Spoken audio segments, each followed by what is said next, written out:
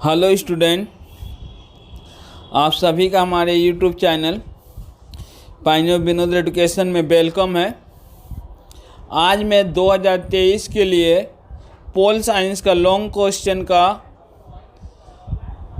Question के ऊपर video लाया हूँ।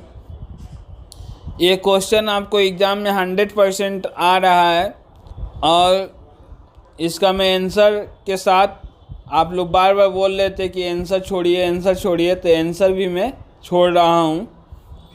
पहला क्वेश्चन है, ये जो आपको एग्ज़ाम में दूसरा नंबर क्वेश्चन पर रहेगा। उदारवाद की प्रमुख विशेषताओं की व्याख्या कीजिए। Explain the main features of liberalism. अथवा करके क्वेश्चन रहेगा, उदारवाद क्या है या उदारवाद के प्रमुख सिद्धांतों की व्याख्या कीजिए। What is liberalism, explain the main principle of liberalism. ये दोनों में से यदि कोई भी क्वेश्चन आए तो आपको आंसर यही होगा। सेकेंड नंबर में 2023 में उदारवाद ही देगा, तो आंसर है उदारवाद। अंग्रेजी के लिबरलिज्म शब्द का हिंदी रूपांतरण है, जो अंग्रेजी के लिबर्टी शब्द से बना है, जिसका शाब्दिक अर्थ स्वतंत्रता होता है। उदारवाद का मतलब क्या होता है दोस्तों? उदारवाद का मतलब होता है व्यक्ति को हर काम में स्वतंत्रता मिलनी चाहिए। आप एग्ज़ाम में बनाकर भी लिख सकते हैं, मैं इसका आंसर के साथ आपको समझाऊंगा भी। पैराग्राफ चेंज करके लिखेंगे, टी.एच. ग्रीन को उदारवाद का जनक कहा जाता है। डॉक्टर टॉकबेली के अनुसार उदारवाद का संबंध स्वतंत्रता से है, जबकि लोकतंत्र का संबंध समानता से है। प्रोफेसर लास्की के अनुसार उदारवाद का स्वतंत्रता से सीधा संबंध है। सार्टेरी के अनुसार उदारवाद व्यक्तिगत स्वतंत्रता, न्यायिक सुरक्षा, संवैधानिक राज का व्यवहार एवं सिद्धांत है। उदारवाद के प्रमुख सिद्धांत, जैसा कि आप लोग जानते हैं उदारवाद का मतलब क्या होता है? स्वतंत्रता होता है। तो उदारवाद का प्रमुख सिद्धांत निम्नलिखित है। पहला हेडिंग है नागरिक स्वतंत्रता की सुरक्षा एवं संरक्षण। उदारवाद नागरिक स्वतंत्रता का प्रबल समर्थक है। उदारवाद के अनुसार नागरिकों को कानून द्वारा आवश्यक स्वतंत्रता प्रदान किया जाना चाहिए। एक निश्चित कानून की व्याख्या होनी चाहिए जिससे निरंकुश शासन का अंत हो जाए तथा व्यक्ति का विकास तीव्र गति से हो सके। दूसरा है व्यक्तिगत स्वतंत्रता। उदारवाद का मुख्य सिद्धांत है कि मनुष्य जन्म से ही स्वतंत्र है। स्वतंत्रता उसका प्राकृतिक एवं जन्म सिद्ध अधिकार है। व्यक्ति के विकास के लिए पूर्ण व्यक्तिगत स्वतंत्रता अनिवार्य है। व्यक्ति को बोलने, लिखने एवं अपनी इच्छा अनुसार धर्म में आस्था रखने की पूर्ण स्वतंत्रता होनी चाहिए। व्यक्ति के रहन सहन, खान पान, शादी विवाह आदि के संबंध में राज्य का नियंत्रण नहीं होना चाहिए। तीसरा पॉइंट है मानवीय विवेक में आस्था। उदारवाद का मुख्य सिद्धांत मानवीय विवेक बुद्धि में आस्था है। उदारवादी विचारधारा ने इस बात पर जोर दिया कि मनुष्य को किसी भी ऐसे सिद्धांत, कानून एवं परंपरा को नहीं मानना चाहिए जिसकी उपयोगिता बुद्धि से सिद्ध नहीं होती है। थॉमस पेन ने रूढ़िवादी परंपरा को चुनौती देते हुए कहा है, मेरा अपना मन ही चर्च है। तो आप लोग देख रहे कि उदारवाद के सभी प्रकार का स्वतंत्रता का समर्थन है। नागरिक स्वतंत्रता, व्यक्तिगत स्वतंत्रता। अगला है धार्मिक स्वतंत्रता। मैंने इसमें क्या कहना चाहता, उदारवाद के अनुसार क्या है, किसी व्यक्ति को क्या है, कोई भी धर्म अपनाने का उसको क्या अधिकार होना चाहिए। उस पर कोई हस्तक्षेप नहीं होना चाहिए कि इसी धर्म को मानना है। उदारवाद विचारधारा के अनुसार प्रत्येक मनुष्य को अपने विश्वास के अनुसार कोई भी धर्म स्वीकार करने की स्वतंत्रता होनी चाहिए। धार्मिक मामलों में राज्य का कोई भी हस्तक्षेप नहीं होना चाहिए। अतः उदारवाद के अनुसार प्रत्येक व्यक्ति के लिए धार्मिक स्वतंत्रता अनिवार्य है। नेक्स्ट है राज्य कृत्रिम संस्था है। उदारवादी विचारधारा के लोग राज्य को प्राकृतिक संस्था नहीं मानते, बल्कि वे राज्य को कृत्रिम संस्था मानते हैं। उनके अनुसार राज्य का निर्माण व्यक्तियों ने अपनी विशिष्ट आवश्यकताओं की पूर्ति के लिए किया है। नेक्स्ट है व्यक्ति साध्य और राज्य साधन है। उदारवादी विचारधारा के लोग व्यक्ति को साध और राज्य को साधन मानते हैं, क्योंकि राज्य का कार्य व्यक्ति के उद्देश्य की पूर्ति करना है। नेक्स्ट है सामाजिक स्वतंत्रता। उदारवाद के अनुसार व्यक्ति के लिए सामाजिक स्वतंत्रता का होना अनिवार्य है, जिससे व्यक्ति का पूर्ण विकास हो सके। जाति, धर्म एवं रंग, रूप तथा पद के आधार पर समाज में कोई भेदभाव नहीं होना चाहिए। अगला हेडिंग है आर्थिक स्वतंत्रता। उदारवाद आर्थिक स्वतंत्रता का समर्थक एवं मनुष्य के आर्थिक क्रियाओं पर किसी प्रकार के नियंत्रण का विरोध करता है। माने उदारवाद के अनुसार क्या है, व्यक्ति को आर्थिक स्वतंत्रता भी होनी चाहिए। आर्थिक स्वतंत्रता क्या होता है कि व्यक्ति अपनी मर्जी से क्या है, कोई भी जॉब कर सके, कोई भी व्यवसाय कर सके, उसके व्यवसाय में कोई रोक टोक नहीं करे कि तुमको ये काम करना है, वो अपना मर्जी से कोई भी। अगला है राजनीतिक स्वतंत्रता। उदारवाद क्या है, राजनीतिक स्वतंत्रता भी मिलनी चाहिए। वो किसी भी पार्टी को अपना इच्छा से वोट दे सके, उस पर क्या है कोई किसी प्रकार का दबाव नहीं डाले कि इसी में वोट डालना है। उदारवाद राजनीतिक स्वतंत्रता का समर्थक है। उसके अनुसार समाज का निर्माण एवं विघटन जनता का अधिकार है तथा जनता को अपना शासक चुनने का अधिकार होना चाहिए। नेक्स्ट है पारिवारिक स्वतंत्रता। उदारवाद के अनुसार व्यक्ति को पारिवारिक स्वतंत्रता होनी चाहिए। ऐसा होने पर व्यक्ति अपने परिवार, अपने बच्चों की शिक्षा, पालन पोषण एवं अपने पारिवारिक अधिकारों को ठीक ढंग से निभा पाएगा। अगला है अंधविश्वासों का विरोध।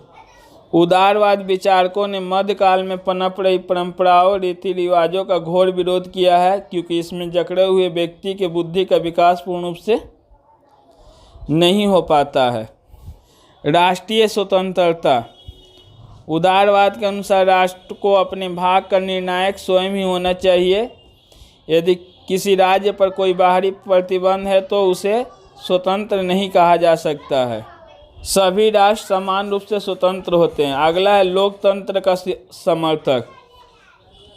उदारवादी विचारधारा लोकतंत्र का समर्थक है। उनका जन्म ही निरंकुश शासन के विरुद्ध हुआ, माने जो अत्याचारी शासन है उसके खिलाफ क्या उदारवाद विचारधारा का जन्म हुआ है। नेक्स्ट है अंतर्राष्ट्रीय और विश्व शांति में विश्वास। उदारवाद विचारधारा जियो और जीने दो के सिद्धांत पर आधारित है। उदारवाद विश्व में शांति और राष्ट्रों के बीच आपसी सहयोग पर बल देता है। इसमें से आप कोई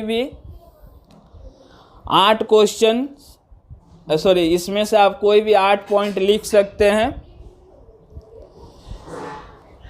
ये क्वेश्चन आपको आने का बहुत ही चांस है 2023 में। निष्कर्ष रूप हम कह सकते हैं उदारवाद दृष्टिकोण जीवन पद्धति और आर्थिक व्यवस्था के प्रति एक आंदोलन है जो व्यक्ति के स्वतंत्रता को प्राधान्यता देता है। नेक्स्ट क्वेश्चन है राष्ट्रीय शक्ति के प्रमुख तत्वों की विवेचना कीजिए। Discuss the element of national power. शक्ति किसे कहते हैं, शक्ति के तत्वों का विश्लेषण कीजिए। शक्ति दे या राष्ट्रीय शक्ति दे, ये क्वेश्चन आपको एग्जाम में पोल साइंस में पहला नंबर पर आएगा, और जो अभी उदारवाद में पढ़ाया हूँ वो दूसरा नंबर पर आएगा। तो इसमें क्या है कि कोई भी देश शक्तिशाली कैसे होगा, इस क्वेश्चन में क्या लिखना है, इस क्वेश्चन में लिखना है कि कोई भी देश जो है शक्तिशाली कैसे होगा।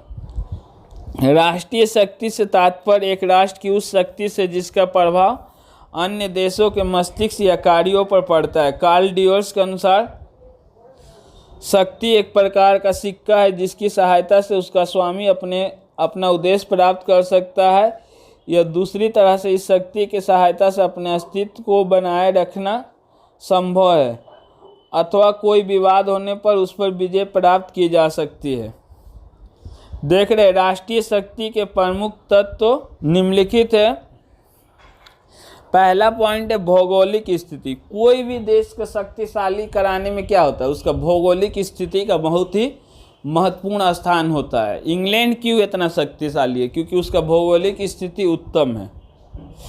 किसी देश की शक्ति का सबसे प्रमुख तत्व वहाँ की भौगोलिक स्थिति है।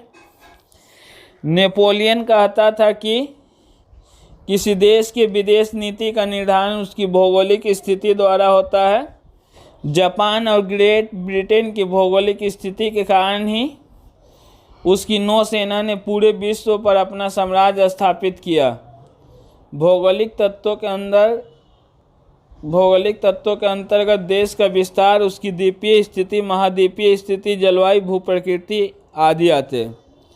दूसरा क्या है, जनसंख्या भी एक इम्पोर्टेंट रोल अदा करता है शक्तिशाली होने में। जैसे चीन और भारत के आज के डेट में क्या है, बहुत ही शक्तिशाली देश है। तो क्या है, इन देशों की जनसंख्या भी महत्वपूर्ण भूमिका निभाई है इनको शक्तिशाली बनाने में। किसी देश के शक्ति में उसकी जनसंख्या की महत्वपूर्ण भूमिका होती है। सैनिक और आर्थिक विचार से जनसंख्या की महत्वपूर्ण भूमिका है। यदि किसी देश के पास आदर्श जनसंख्या नहीं है तो वो देश कमज़ोर होगा। इसके विपरीत जिस देश के पास आदर्श जनसंख्या होती है वो देश शक्तिशाली होती है। जनसंख्या के बल पर ही शक्तिशाली सेना का निर्माण हो सकता है। चीन के शक्तिशाली होने में उसकी जनसंख्या की महत्वपूर्ण भूमिका है। तीसरा पॉइंट है प्राकृतिक संसाधन। राष्ट्रीय शक्ति में प्राकृतिक संसाधन की महत्वपूर्ण भूमिका होती है। खनिज संसाधन, जल संसाधन, कृषि संसाधन, वन संसाधन आदि प्राकृतिक संसाधन के अंतर्गत आते हैं। कृषि संसाधन में अन्य माने अनाज की महत्वपूर्ण भूमिका होती है। जो देश कृषि में आत्मनिर्भर होते हैं वे शक्तिशाली अवश्य होते हैं। संयुक्त राज्य अमेरिका कृषि संसाधन में संपन्न होने के कारण शक्तिशाली देश है। अफ्रीका के अनेक देश कृषि संसाधन के मामलों में आत्मनिर्भर न होने के कारण कमजोर राष्ट्र है। तीसरा क्या, संसाधन से वो देश क्या है, परिपूर्ण होगा तो वो शक्तिशाली होगा। पहला हम क्या बताए, भौगोलिक स्थिति अच्छा होना चाहिए। दूसरा आदर्श जनसंख्या होना चाहिए। तीसरा क्या होना चाहिए, संसाधन आदर्श से होना चाहिए। संसाधन से वो देश कमज़ोर नहीं होना चाहिए। नेक्स्ट पॉइंट है जलवायु। जलवायु का निर्धारण भौगोलिक स्थिति वर्षा एवं पवनों के द्वारा होता है। जलवायु लोगों को अच्छा स्वास्थ्य प्रदान करती है, शक्तिशाली भी बनाती है। इस प्रकार यह राष्ट्रीय चरित्र का निर्माण करती है। जलवायु के कारण ही जापान एवं यूरोप के लोग साहसी, स्वास्थ्यवर्धक एवं शक्तिशाली होते हैं। अगला है सैनिक क्षमता। राष्ट्रीय शक्ति के लिए सैनिक क्षमता का होना बहुत ही आवश्यक है। सैनिक शक्ति सेना की संख्या, उसकी कुशलता, उसके नेतृत्व पर निर्भर करती है। कोई भी राष्ट्र अपनी सैनिक क्षमता और आधुनिक हथियारों के बिना अंतर्राष्ट्रीय मंच पर अपनी शक्ति का प्रदर्शन नहीं कर सकता है तथा अपनी सैनिक क्षमता और आधुनिक हथियारों के कारण ही शक्तिशाली राष्ट्र बनता है। सैनिक क्षमता भी क्या है, उसका उच्च कोटि का होना चाहिए। अगला है राष्ट्रीय चरित्र। किसी भी देश की शक्ति उसके नागरिकों के आत्मविश्वास और नैतिक क्षमता पर निर्भर करती है। यदि देश के लोग आत्म बलिदान के लिए प्रस्तुत रहते तो वह देश शक्तिशाली होता है। अतः किसी देश की ताकत वहाँ लोगों के मानसिक शक्ति पर निर्भर करता है। यहाँ पर क्या बोल रहा है कि जिस देश के लोग क्या है, अपने मातृभूमि के लिए क्या, अपने आप को बलिदान करने के लिए तैयार रहेगा, वो देश क्या होगा, शक्तिशाली होगा। लड़ाई लग गया देश के लिए क्या है, सैनिक के अंदर ये जज्बा नहीं रहेगा कि वो अपने आप को कुर्बान कर सके तो क्या है, वो देश शक्तिशाली नहीं होगा। जापान और जर्मनी के लोग क्या, हमेशा ही अपने देश के लिए मर मिटने को तैयार रहते हैं। यही कारण है कि जापान और जर्मनी दोनों ही शक्तिशाली राष्ट्र हैं। जापान और जर्मनी के लोगों के राष्ट्रीय चरित्र ने ही इन देशों को शक्तिशाली बनाया है।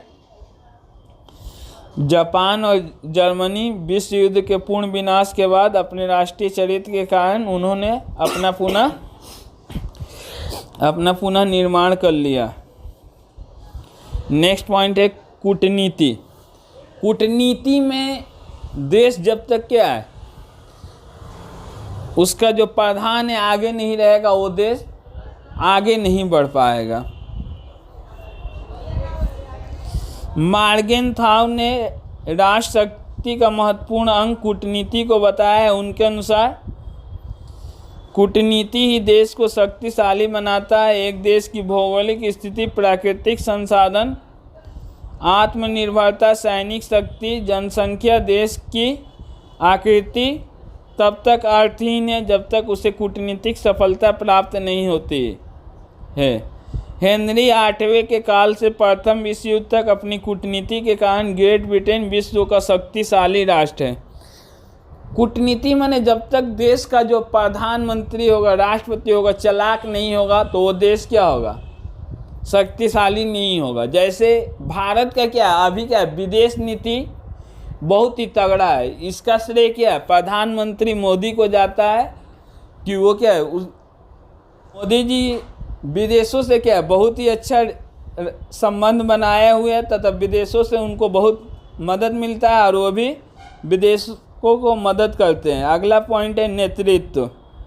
नेतृत्व किसी देश को शक्तिशाली बनाता है। कमजोर नेतृत्व देश को मजबूत बनाता है तथा मजबूत नेतृत्व देश को मजबूत बनाता है। हो Chi Minh, Indira Gandhi, Fidel Castro ने अपने कुशल नेतृत्व से अपने देश को आगे बढ़ाया है। कुशल नेतृत्व राष्ट्रीय हित को सुरक्षित रखती है, विदेश नीति का निर्धारण करती है। निष्कर्ष स्वरूप हम कह सकते हैं कि राष्ट्रीय शक्ति के लिए भौगोलिक स्थिति, जनसंख्या, प्राकृतिक संसाधन, सैनिक क्षमता, जलवायु, कूटनीति एवं नेतृत्व आदि जैसे तत्व आवश्यक है। अगला क्वेश्चन है discuss the composition and function of supreme court of India. 2022 में आपको हाई कोर्ट आया है, 2023 में अधिक चांस है कि सुप्रीम कोर्ट आएगा। ये क्वेश्चन आएगा तो आपको 5वां नंबर पर रहेगा। कंपोजिशन ऑफ सुप्रीम कोर्ट, उच्चतम न्यायालय के गठन। भारतीय संविधान के अनुसार उच्चतम न्यायालय न्याय संबंधी सबसे बड़ी तथा शक्तिशाली संस्था है। सुप्रीम कोर्ट क्या होता है, सुप्रीम कोर्ट सबसे देश का शक्तिशाली संस्था है। वो जो फैसला कर देगा वो क्या है, पलटा नहीं जा सकता। आपको जब भी आएगा क्वेश्चन तो कंपोजिशन और फंक्शन ही लिखने को आएगा। संविधान की धारा 24(1) के अनुसार उच्चतम न्यायालय, इसको सर्वोच्च न्यायालय भी बोलते हैं, इसलिए आप लोग हिंदी और इंग्लिश दोनों नाम याद रखिएगा। और इंग्लिश में इसको सुप्रीम कोर्ट कहते हैं। संविधान की धारा 24(1) के अनुसार उच्चतम न्यायालय के न्यायाधीश माने जजों की संख्या 8 निर्धारित की गई है, जिसमें एक मुख्य न्यायाधीश के अलावा 7 अन्य न्यायाधीश होते हैं। सन 1960 में यह संख्या बढ़कर मुख्य न्यायाधीश सहित 14 हो गई और सन 1977 में यह संख्या 18 और वर्तमान समय में न्यायाधीशों की संख्या 26 है।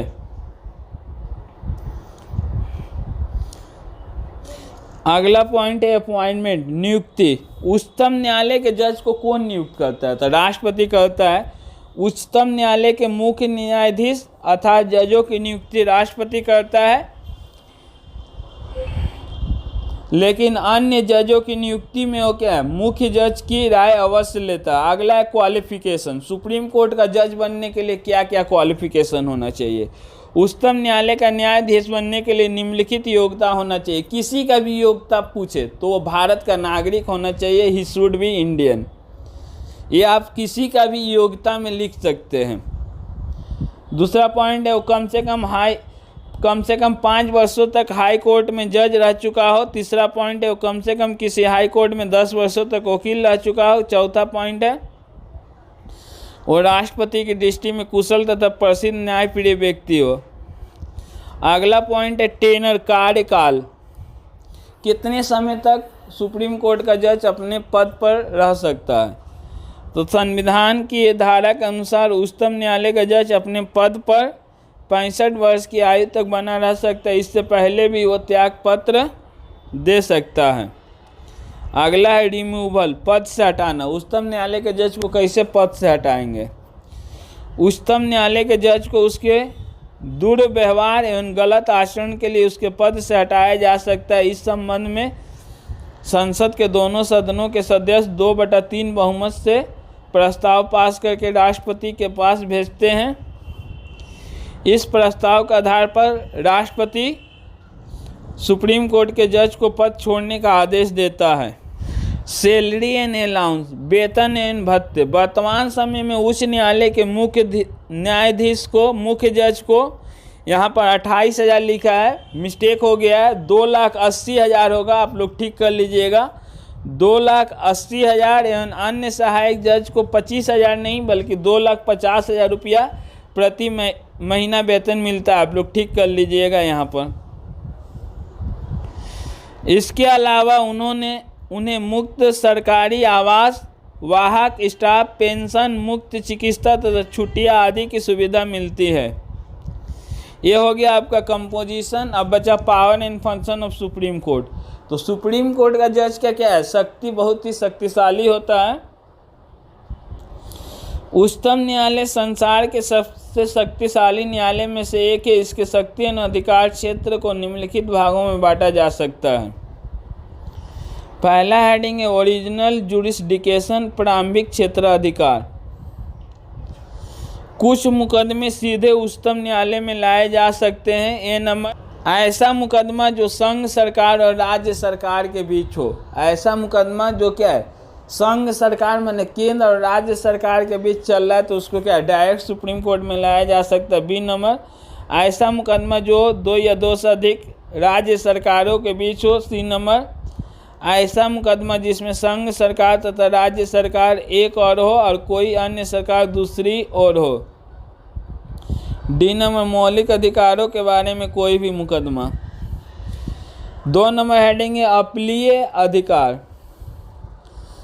अपीलीय अधिकार का ए नंबर पॉइंट होगा उच्चतम न्यायालय भारत में अपील करने की अंतिम संस्था है जो विभिन्न विषयों की विवादों की सुनवाई कर सकता है। कोई भी व्यक्ति उच्चतम न्यायालय के निर्णय के विरुद्ध में अपील कोई भी व्यक्ति उच्च न्यायालय के निर्णय के विरुद्ध में अपील कर सकता है। कोई भी व्यक्ति क्या उच्च न्यायालय में हाई कोर्ट के फैसला से संतुष्ट नहीं है तो उच्चतम न्यायालय में जाकर अपील कर सकता है। बी नंबर है फौजदारी मामले में जब किसी व्यक्ति को फांसी या उम्र कैद इत्यादि की सज़ा उच्च न्यायालय के द्वारा सुनाया जाता है तो वह व्यक्ति इस फैसले के विरुद्ध में उच्चतम न्यायालय में अपील कर सकता है।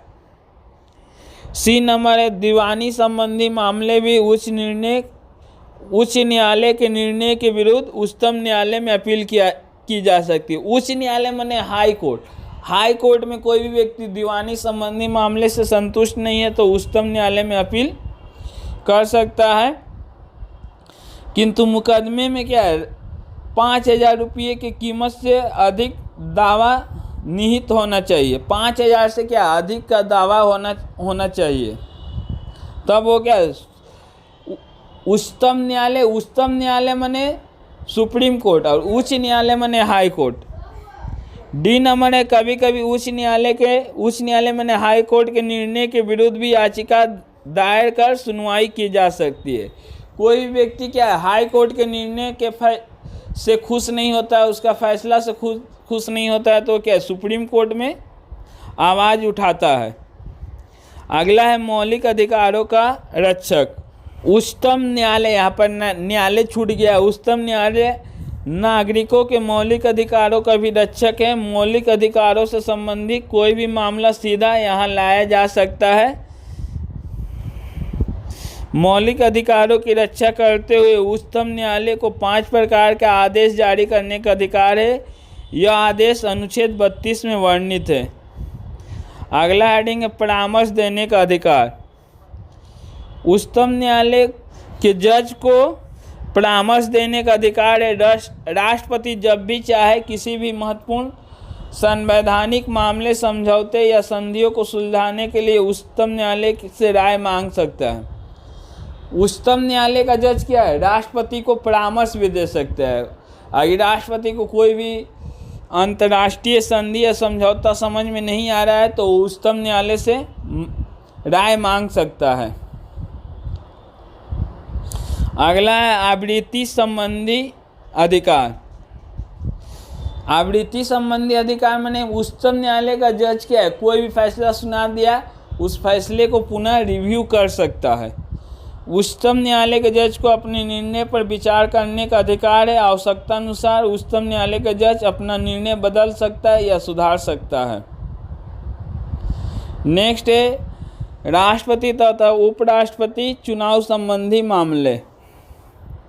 राष्ट्रपति तथा उपराष्ट्रपति चुनाव से संबंधित सभी विवाद उच्चतम न्यायालय द्वारा चुने जाते हैं और उच्चतम न्यायालय जांच, यहाँ जांच होगा, जांच पड़ताल, पड़ताल भी गलत लिखा हुआ है, जांच पड़ताल करके जो निर्णय लेता है वही अंतिम होता है। अगला है स्पेशल राइट। उच्चतम न्यायालय को भारत की किसी भी अदालत का जांच करने का अधिकार है। वो किसी भी अधीन माने निचली अदालत, न्यायालय के मुकदमे को अपने यहाँ मंगवा सकता है।